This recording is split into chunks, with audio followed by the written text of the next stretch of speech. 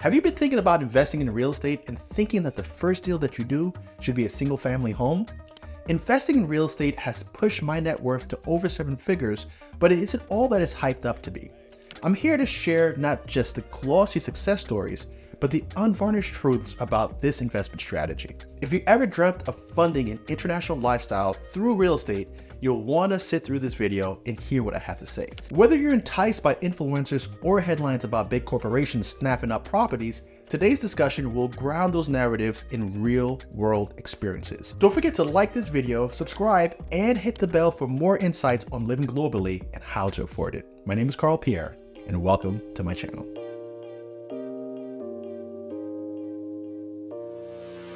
Let's start with my own journey into single-family investments. Years ago, I embarked on this path with a vision: use rental income to fuel a lifestyle of international travel and living. I invested in various properties aiming to secure a steady flow of income. It was more than just buying homes, it was about crafting a lifestyle of freedom and flexibility. The way that I got into real estate is actually a funny story. Me and my fraternity brothers were all going into a new track that was within my university. It was the School of Health Technology and Management. We had to stick around for a year beyond graduating for our clinicals. And because we had graduated and we were no longer considered matriculated students, we weren't guaranteed housing. So one of the guys fortunately had some mortgage loan officer experience, and it was 2006. So even a dead person could get a mortgage at the time. And we were able to get approved for property. Now, what we did with this home was we used it as a college rental house. We divided the house into as many rooms as we could, each of us renting and contributing to the overall cost of running the home. But what we realized is by kind of really dividing the house out, converting the dining room into a bedroom and so on, we were able to eke out a profit. And that got me thinking, what if I could do more properties like this on my own? And that's exactly what happened. I started to buy more properties in the community with the idea of converting them into college rentals and generating cash flow. So one year after graduating, I went on a vacation to Thailand. And that was the first time that I saw how far the US dollar went. And I started thinking, if I could just make $3,500 a month from my rental properties in the United States, then I could actually retire early and just live in Thailand. Because you could rent an apartment for super cheap in Thailand, like $600 or $700. And I was like, well, if I'm renting at $600 or $700 a month in a newer condominium in Bangkok, then that'll leave me with like $2,800 to do whatever I want. And I started thinking, well, why am I still working? And why am I pushing so hard when these properties could pay for my lifestyle? And that's what really got me going. So these early properties and that trip to Thailand was the foundation, teaching me the ropes of real estate investing and set the stage for deeper insights that I gained over the years. Turning to the popular narrative, you might have seen influencers like Chris Crone or headlines about companies like BlackRock massively investing into single-family homes. While these stories highlight the potential profitability, they often gloss over the complexities and the risk that are involved in investing in single-family homes. From my experience, these investments can indeed be profitable, but they come with their own set of challenges, such as high maintenance costs and dependencies on single tenants for income. You see, in all these stories, they show you that people are gobbling up single-family homes and that the nation's going to be a nation of just renters, right? Prices are too high, everybody's going to be priced out of the market, and the corporations are going to own all the real estate. And it may seem true, but I think it's a little far-fetched. The main reason is because it's a lot harder to manage a bunch of single-family homes than it is to manage large multifamily buildings. So I bought into the whole idea of buying one house at a time, building my portfolio that way. And it has worked for me, right? I have properties that I own for over 10 years, 15 years now. And these properties have gained in value. The mortgages have been paid down, but along the way, you run into major hurdles. For example, the college town that I went to and started investing in, Stony Brook, New York, they started to crack down on these college homes because the kids were partying, they were making messes, and really it was, I think the real issue wasn't that. I think the real issue was that investors were gobbling up all this real estate and it made it harder to compete. So they got the towns involved and really started to crack down on these properties. And we had to adjust homes and they became less profitable. So that was the first thing. But what it taught me was that even though that these were single family homes, we were renting them out by the room. So that's kind of like the multi-family strategy, because if one tenant isn't paying, you still have the revenue from the other 5, 6, 7 students that are living in the home.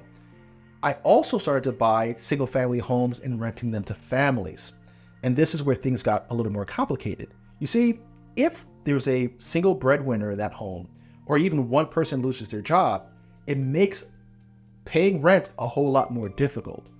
And then you also have the responsibility of turning over that property between every tenant. So you may see things like the 1% rule, which is something that I also live by. But what the 1% rule doesn't quite account for is that sometimes there are major issues that arise.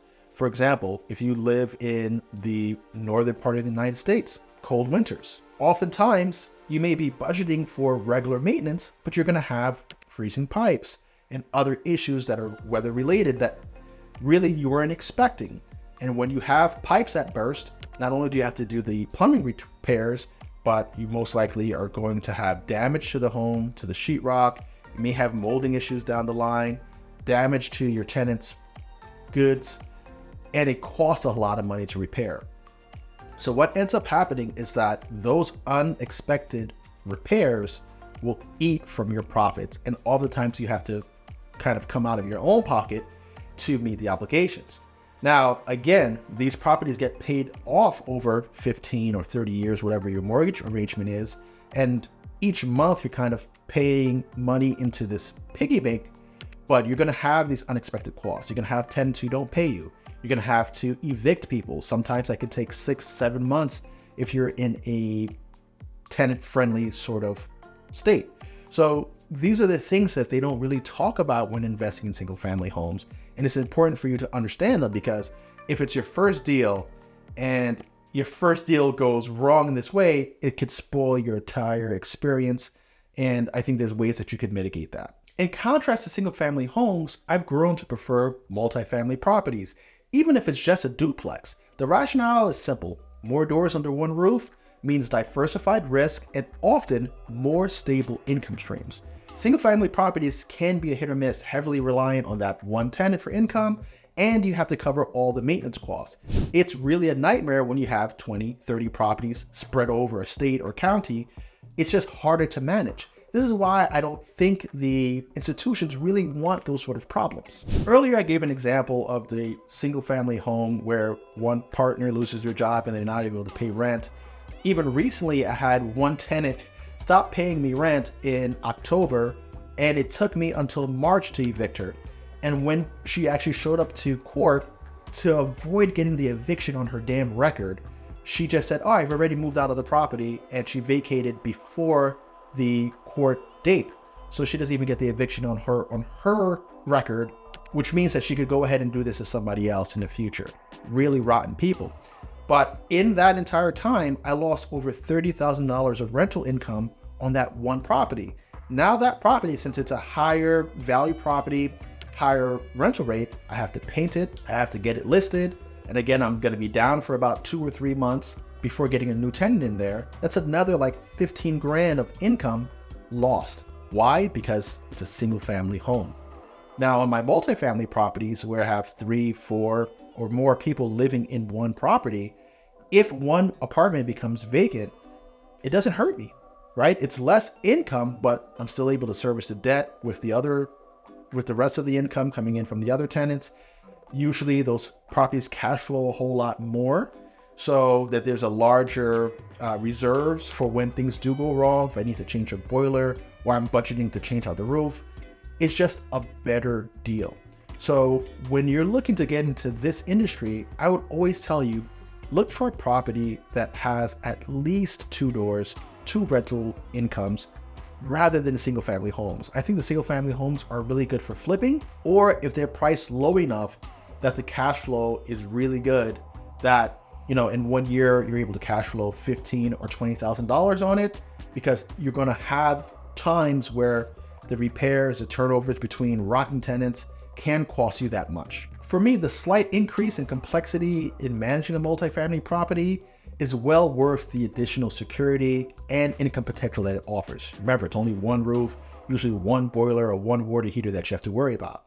If you're intrigued by the idea of building a real estate portfolio and you want to learn more from someone who's actually walked this path, check out my program, Killing the American Dream.